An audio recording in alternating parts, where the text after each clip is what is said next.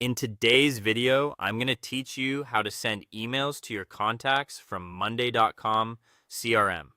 To get started, open Monday.com CRM and head into the workspace where you manage your customer relationships.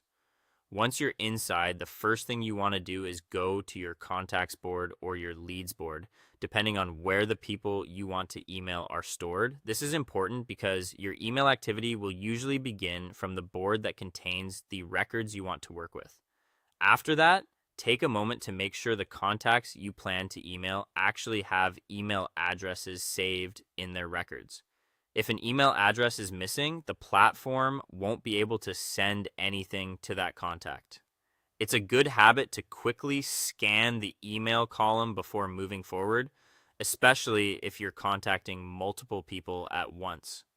This helps you avoid errors and makes the process much smoother.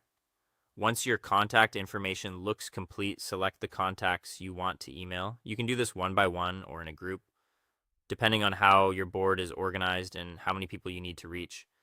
Be careful here and double check your selection, especially if you're sending a message to a specific segment of leads or customers. A quick review now can prevent sending the wrong message to the wrong audience later.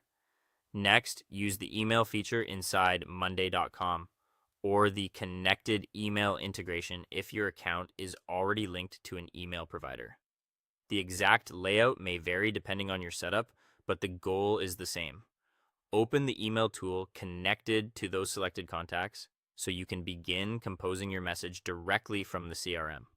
When the email window opens, write your message clearly and professionally, or choose a saved template if you already have one prepared.